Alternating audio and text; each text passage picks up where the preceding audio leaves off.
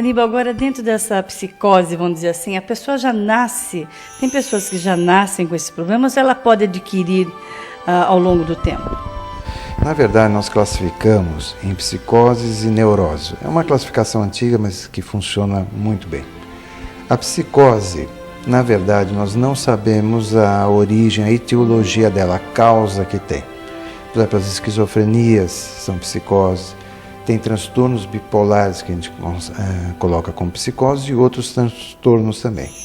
A psicose, o que seria? Ela tem uma característica, que é a ideação delirante, que assim, a pessoa pensa em coisas que não existem, ou alucinações, que a pessoa vê coisas que não são reais. Por exemplo, uma alucinação visual, ela está vendo aquilo e uma outra pessoa. O delirante, ele imagina alguma coisa e ele acredita naquilo que ele está imaginando, aquilo que o pessoal fala do Napoleão, eu sou Napoleão e assim por diante. Então, essa é uma das características do psicótico. As neuroses já são os quadros gerais, que a gente chama de ansiedade, as depressões e assim por diante.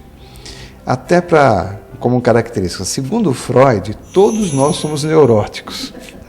E segundo Melanie Klein, que eu citei agora há pouco, todos nós temos traços psicóticos. Então, na verdade, é uma interação. É interessante. Agora, nesse aspecto, Aníbal, a medicina tem evoluído, né? Eu vejo assim, eu conheço muita gente bipolar, muita gente. E é difícil porque você tem que observar como é que você vai falar com ela no dia a dia, né? Então, será que hoje eu posso conversar? E como eles transformam, né? De uma hora para outra, né? Uma hora eles estão bem, daqui 2 horas já não estão bem. Mas hoje já existe um medicamento que consegue colocar, porque a pessoa bipolar sofre também, né? O bipolar, ele tem uma questão, é o seguinte: o bipolar, antigamente, até a década de 80, a gente chamava de psicose maníaco-depressivo. Depois, no CID-10, colocaram como um transtorno bipolar. O transtorno bipolar já fala bipolar, 2 polos, o polo da euforia e o polo da depressão. Só que eles ampliaram depois, numa revisão do Manual de Estatística e Diagnóstico da Associação Psiquiátrica, eles ampliaram muito a definição. Então hoje a gente precisa tomar muito cuidado, que quase todo mundo é bipolar. Hoje a gente ouve todo mundo falar, você é bipolar, bipolar, nem tanto. Saiu um novo manual diagnóstico, que é o 5, que classifica bem o bipolar. Então, o bipolar são essas 2 fases. Quanto aos remédios, isso é muito importante. A ciência, a gente chama de neurociência, foi a que mais desenvolveu nos últimos 10 anos. E realmente desenvolveu. Porque, eu vou dar um exemplo. Antigamente, a gente via o problema psiquiátrico com um neurônio e a gente via, como eu falava, a gente via as coisas em volta. Hoje a neuropsiquiatria está já está entrando dentro do neurônio. Então a gente já está começando a pesquisar que a questão mesmo da maioria das patologias é dentro desse neurônio. Eu vou dar um exemplo, a depressão. A depressão hoje a gente já sabe que por exemplo, na década de 90 a gente colocava que a depressão era porque faltavam as aminas biogênicas, serotonina, então eu tenho porque eu tenho baixa de serotonina. Essa é uma teoria da década de 90. Hoje a gente já sabe que não, o problema está dentro do neurônio. Ocorre uma morte neuronal e por falta de uma substância, não sabe se é uma, são várias, chama BDNF, elemento neurotrófico do neurônio. Então é essa substância dentro do neurônio que está causando todos esses danos. Ou seja, ela altera o circuito cerebral. E esses remédios, você já passou aqui no seu consultório, você já conseguiu ver efeitos dele, Aníbal? Todos, é o dia a dia da gente.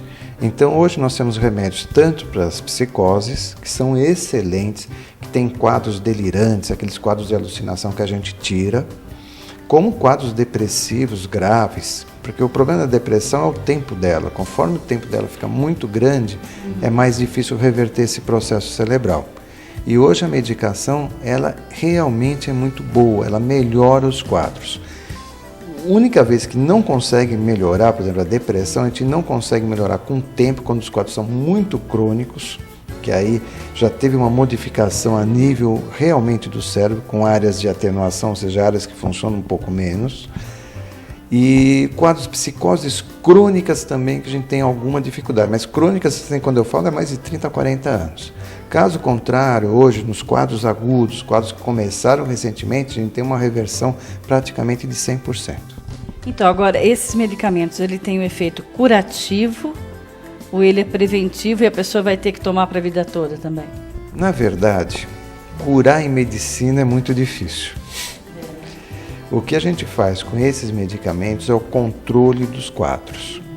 Por exemplo, uma doença que nem a esquizofrenia, que é uma doença que, vamos dizer, no século passado foi muito triste, era casos de internações, a pessoa se alienava do mundo.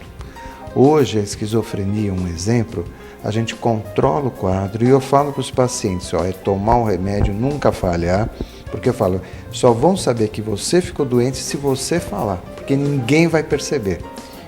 Então hoje, com essa neurociência, com essa pesquisa tão intensa como que está, a gente controla mesmo os quadros. Olha que bacana, né? Porque eu acho que toda essa vida corrida que a gente não tem tempo nem pra gente, acho que é isso que leva, né? Que nos leva a ficar um pouco depressivo. É por isso que aqui, assim, como o programa é cultural, né? Agora, eu até quero te fazer essa pergunta. Você como psiquiatra, quando você tem os seus pacientes, você sente que essas pessoas que te procuram também, eles também tiram um tempo para o lazer, para se divertir, para ir para um cinema, para assistir um espetáculo? Você sente que você tem uma clientela assim? Porque isso é fundamental também na vida, né, Aníbal? Eu sempre falo uma coisa, e todos os pacientes que vêm aqui, eu sempre falo a mesma coisa e vou repetir. Eu falo que o remédio é importante, uma terapia é importante, uma boa alimentação é importante, uma atividade física é importante, um lazer é importante, e é esse conjunto todo que faz a pessoa mudar. Então não adianta a gente só pensar no remédio, você tem que pensar no conjunto. E o lazer, eu vou dar até um fato novo que é muito interessante. Os neurotransmissores são substâncias que conectam um neurônio com o outro. Por exemplo, se eu penso aqui, eu pego essa caneta, eu tenho uma conexão. E entre um neurônio e o outro, que nós temos 100 bilhões de neurônios, a gente tem esses neurotransmissores que fazem essa conexão. Esses neurotransmissores são produzidos em 3 circunstâncias. Quando a gente dorme, então dormir é importantíssimo. Em atividade física, também é importantíssimo. Mas a gente produz mais eles no lazer. Então, para você ver a importância para o ser humano, o lazer. É isso que eu digo sempre, que a pessoa, quando ela é feliz, né, quando ela é feliz, ela tem uma qualidade de vida melhor. Ainda que ela possa morar num casebre, mas que ela tenha todas as dificuldades, mas se ela encontra uma razão para ser feliz, ela enfrenta com mais facilidade, né? Exatamente, por isso que essa questão do dinheiro, muitas vezes a gente vincula dinheiro à felicidade, né? Todo mundo fala, o dinheiro não traz felicidade e manda buscar. Não é assim. Eu cito o exemplo da Cristina Onassis, a mulher mais rica do mundo que cometeu suicídio. Então não é bem assim. A felicidade, como eu falei, é uma coisa interna e a vida é muito simples. E o lazer também é simples. Então a gente tem que buscar nas coisas simples o bem-estar da gente. Então, de vez em quando, fazer uma boa leitura, ir numa peça de teatro, que, aliás, eu fui e gostei muito das peças com você. Quer dizer, esses momentos de felicidade são muito importantes. Porque eu sempre falo para as pessoas que a vida, o que ela é? Momentos de felicidade, e no meio desses momentos de felicidade nós vamos ter dificuldades, que todos vão ter e que temos que enfrentar. Então, esses momentos de felicidade, que é o lazer também, a gente tem que aproveitar ao máximo. Você já escreveu 2 livros e nesse recente aqui, que eu já tive o prazer de ler, Crônicas para Viver Melhor, um dos temas que você escreve aqui, eu achei muito interessante essa questão do Brasil doente. E eu posso dizer que o mundo está doente mesmo, viu, Aníbal? Mas você foi muito feliz no texto. O Brasil está muito doente, né? Não dá para a gente descartar que tem uma crise aí, e essa crise afeta todo mundo. Que pena que não tem medicamento. Para essa crise aí eu acho que tem, mas eu acho que não é um momento político aqui, para a gente ficar questionando sobre política. Mas essa crise, ela preocupa demais as pessoas. Eu vejo aqui no dia a dia quanto que as pessoas trazem de angústia devido à situação. Tanto para os empresários, que não estão vendendo, não tem uma entrada e saída de dinheiro, como para os empregados, que também estão perdendo seus empregos. Então é uma situação de pesar. E eu sempre falo, quando a gente tem eu sempre em palestra, eu cito uma coisa, se a gente está num cheque especial, não está bem. Ou seja, se eu tenho um problema, eu não estou bem. E hoje o Brasil tem um problema, então não tem como o brasileiro estar 100%. Aliás, assim, eu acho muito interessante o brasileiro, porque o brasileiro, apesar de toda a situação difícil, ele é otimista. O nosso povo é maravilhoso pelo otimismo e pela perseverança. E o brasileiro ele tem uma capacidade, mesmo na maior dificuldade, de achar um jeito de driblar, de fazer, e realmente é isso que tem que fazer. E nós, brasileiros, por isso que a gente tem uma criatividade muito grande, né? Porque desde pequenos nós somos ensinados a nos virarmos e vencermos, né? E essa criatividade do brasileiro que tem atraído outros países em busca de funcionários brasileiros, né? Quando eles recebem, porque o brasileiro por si só ele já é mais carinhoso com toda isso que nós falamos no início da nossa entrevista, da solidão, da falta do toque. Ainda assim ele carrega isso, acho, dos DNAs assim de ser uma pessoa mais afetiva, né? E isso quando a gente vê fora dos países, quando tem um brasileiro trabalhando, ele tem esse calor e as pessoas não querem perder esse tipo de ser humano, né? Porque isso é um diferencial. Eu acho que a grande importância de quando a gente viaja fora, que tem essa oportunidade de vivenciar isso, é observar isso, né? Como que é o nosso jeito de ser e como é o jeito. Não é que nós somos melhores, mas essa característica realmente do brasileiro, ela é única. É isso que nos faz diferente, né? O brasileiro, por si só, ele é receptivo. Ele recebe bem as pessoas e as pessoas que vêm ficam bem aqui no Brasil. Por isso que as pessoas gostam de vir. O brasileiro, ele é alegre, ele é contente e recebe bem as pessoas. O brasileiro tem uma capacidade, que eu acho que é isso, de entender. Os outros países, a gente viaja um pouco também, a gente vê que são mais frios, são mais distantes, são muito pouco tolerantes, qualquer coisa já... O brasileiro não. O brasileiro, se não tem uma compreensão, ele vai, por exemplo, as línguas são... ele vai achar uma forma de se comunicar. E ele se vira, entendeu? Então e o estrangeiro quando veio aqui, ele percebe isso. Que o Brasil não desiste, não é na primeira, não sei falar inglês, pronto, já vira. Não, ele vai dar um jeito de se comunicar. Então o brasileiro por si só ele é muito comunicativo. Falando um pouquinho desse mais recente livro seu aqui, Aníbal, como é que as pessoas podem fazer para adquirir? Porque é uma leitura gostosa, você consegue, quem gosta de ler, em um dia lê o livro, senta lá numa tarde e consegue ler, que são crônicas que ele escreve aí no Jornal de Limeira há anos, e aí ele teve essa feliz ideia de colocar num livro.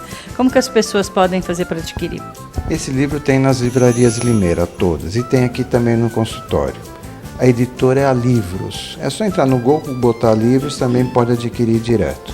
Mas assim, nas livrarias de Limeira tem o livro, aqui no consultório tem o livro. E olha, eu recomendo, eu sei que é um filho. Eu falo que meus livros são filhos, né? Eu pretendo ter outros filhos. Então, é gostoso, porque, na verdade, esse livro é a experiência que eu tenho no dia a dia, o que eu converso com os pacientes. É aquilo que eles também me trazem de ensinamento. Então, na verdade, esse livro é uma homenagem aos pacientes pelo que eu aprendo com os pacientes.